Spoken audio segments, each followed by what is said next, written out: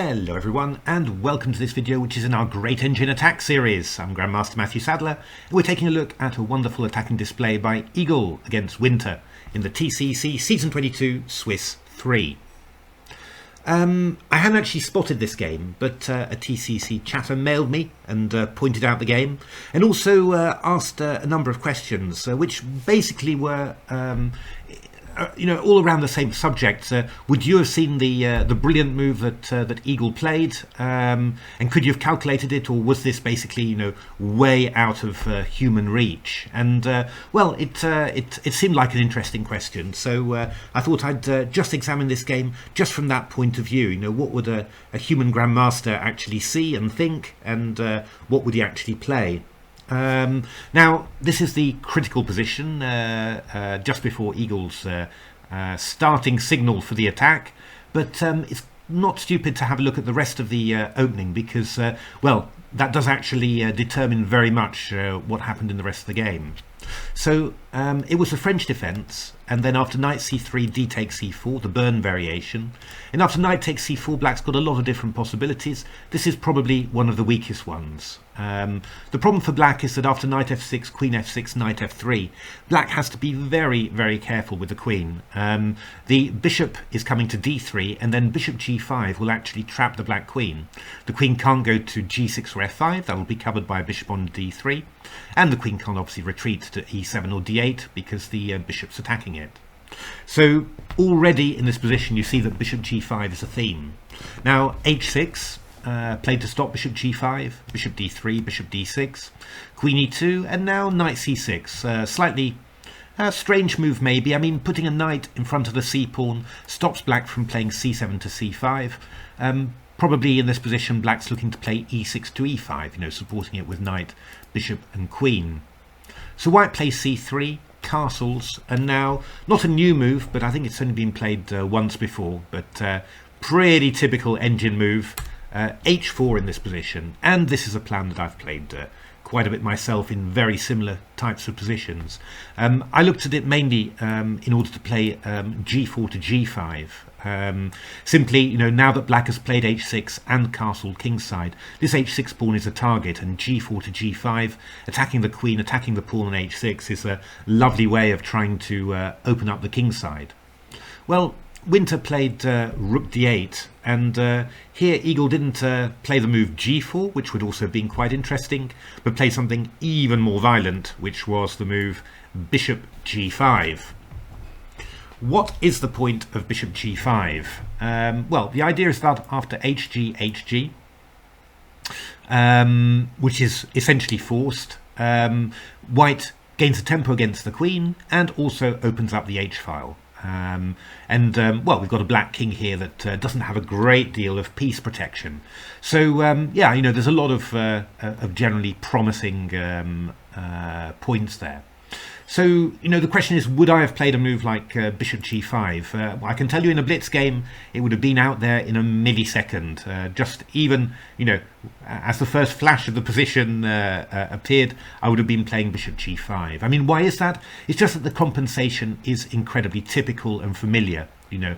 Tempo, giving you an extra tempo for your attack, open h-file, king rather restricted and unprotected. It's not something that you'd particularly think about. The other, very tempting thing about this attack is that it's rather forcing in the first few moves. The most difficult attacks to calculate are ones where, for example, you offer a sacrifice, but the opponent has got a number of different possibilities, can accept or can refuse, decline, and so you don't even only have the strain of working out what happens if the opponent accepts the sacrifice. You've also got to evaluate whether, you're messing up your position by accepting the sacrifice. If black just ignores it, then he's just fine. Those are the ones that have quite a big cognitive load. But here, in actual fact, bishop g5, the queen is essentially trapped, so you have to take the bishop. And here you have to go back to e7 because queen f4, rook h4 traps the queen. So you go back to e7. I play queen e4, unbelievably natural move, and I've got two threats. I've got queen h7 to h8, checkmate, and I've got the also gorgeous and spectacular rook h8 check, and after king takes h8, then queen h7 check is made. So here black has only got one move again. I mean, g6, queen h4 is just absolutely killing. So black has to play f5. And, you know, the fact that you get 2 or 3 moves like this, just which are absolutely clear, you don't have to think about, and that essentially black's already forced down a path, that makes it yeah, much more tempting to invest some time to calculate. You know, you don't have any complicated evaluation problems until you get to this position. And this position is the is really a key one for white. I mean, white's got 2 possibilities here: g takes f6 and queen h4. So, I mean, just in general, you know, what would my intuition be telling me? My intuition would be telling me simply looking at the I'd be looking really at the relative weakness of the 2 kings, and well, the white king is absolutely safe, the black king isn't too safe. So certainly in my head I'd be thinking that I have a reasonable amount of time to prosecute this attack, because yeah, black's king is going to be in danger for a very long time. Also bear in mind that, and this is a very typical thing for these types of positions, I mean, I've seen this many times before, that black isn't going to have any counterplay with e5 or anything like that. There's no way that black can create any danger against my king, because it opens the a2 g8 diagonal, and stuff like bishop c4 check will be really, really dangerous, much more dangerous for black than any opening of the center here. So essentially black isn't going to be able to get at my position. Now the key thing is, you know, what on earth do you do here with white? Do you take on f6 or do you go queen h4? I know that in a blitz game I'm pretty sure that my intuitive response would be to play g takes f6. Why is that? A number of things. I mean, first of all, you know, black wanted to block the b1 h7 diagonal. That's why black played f5. So I always like, you know, just as a first reaction, just crossing the opponent's plans, not giving him what he wants, and you know, that's obviously very what you're doing with g takes f6. I think another thing that that really just you know, again, intuitively attracts me would be the idea of not losing this idea of rook h8 check. Now, funnily enough, this possibility rook h8 check still in the position after g takes f6, but actually it's harmless. I mean, just king f7, and yeah, there's no real continuation, and the black king sort of escapes. Yeah, I mean, the other thing is that in general, you know, if you allow lines to be closed, then you've got to open them later. Opening the lines, that just feels like much more natural. And to be honest, you know, the first idea that really occurred to me was after takes on f6 to play the move rook h5, which does a number of things. I mean, it stops any sort of break like this, even if black, you know, were to do it, probably wouldn't. It prepares to double up the rooks on the h file. Got to watch out a little bit, by the way, because if I go play a move like castle queenside, then there's queen f4 check to exchange off queens, which is rather annoying. But yeah, rook h5, king e2 to go rook h1, and I've also got ideas like knight g5 or even rook g5 and lining up on the g7 pawn. I mean, my intuitive feeling there was excellent long-term compensation, and yeah, you know, black must be in trouble. I don't know whether it's better or not intuitively than going queen h4, but you know, that looks really natural to me.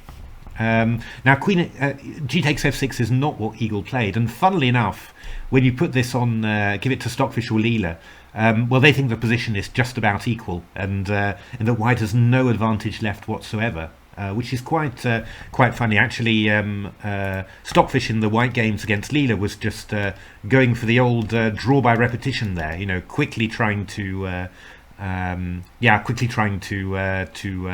bail out. Yeah, rook h5, actually the engines wanted to go g6, rook h6, knight e7, which to be honest I'd seen, but I thought that this was going to be very, very promising. But no, after king f7, both Stockfish and Leela considered that they could get the king out of danger and you know, just gradually sort of curl up in a ball and eventually emerge. And you know, white's got fine, you know, compensation for the piece, but nothing more.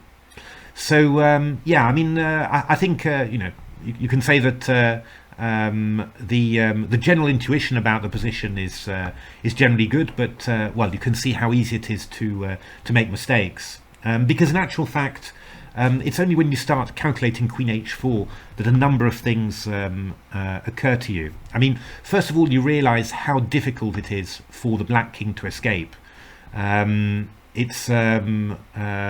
despite black having an extra tempo for the defense, because, you know, Queen H4, you're not threatening mate or anything like that, so black does have a tempo that he could use for development or something, you know, so but despite that, the black king cannot escape well, and well, we'll see in the game, we'll see Winter trying to do that and not getting very far.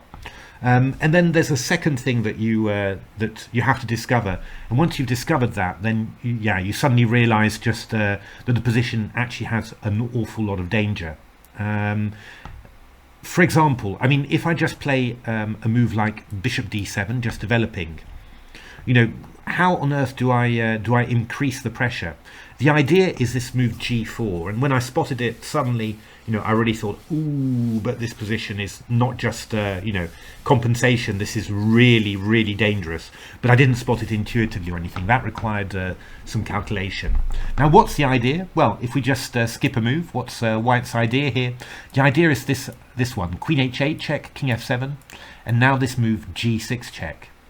So King takes G6, we go Queen H5 check, and after King F6, there's G5 checkmate. That's why you needed this extra G pawn to deliver checkmate in this way. So that means that after G4, I mean, we've got just like an immediate threat of mate here. So I mean, you know, yeah, it's panic stations for black. So yeah, you know, what can you actually do here? Well, my engines tried, but they didn't really manage. King F7 is interesting. I go castles. And then Rook H8, you know, this was one idea that seemed to me, you know, try and counter the pressure on the H file. But we've got another great idea: G6 check. The king can't go back because H8 would hang, so king takes G6, and now G takes F5 check. And yeah, this time we're using the G pawn to open up the G file. And well, if you go E takes F5, then we're also going to have Bishop C4. So I'm guessing something like Rook G1, King F7, Bishop C4 is going to be unbelievably dangerous for black there again. So, and if you go King F7 back, I go Knight G5 check. Your king's forced to the back rank, and then I win the rook. So again, you can see how important this G4 resource is. Probably if you don't spot it, then you don't understand how good it is. I mean, another idea is, you know, black could play the move Rook to F8, which is quite a common idea, just looking to sort of make a barrier and then, you know, sidle the king behind the rook there. But again, it's just very simple. I just go castles, King F7, GF, King E8, and then D5. Just blast open the center, and after ED, Rook E1. We're not even bothering for mate here. We're just winning material. And, well, you know, White's going to have a queen for rook and piece. Black king, awful. Black position in disarray. You know, no way you're going to survive that. So, yeah, I mean, understanding this key resource G4, you know, that's just really, really important. Now, the other thing, yeah, you know, what else could you try? I mean, you can start, you know, looking for more things, really. But I think, you know, from a practical point of view, if you calculate the move in the game, King F7, which is what Winter played, and you calculate what you're doing, you know, if black just develops normally and just tries to, well, in this case, black, you know, might be trying to play Bishop E8 G6 just to hold things.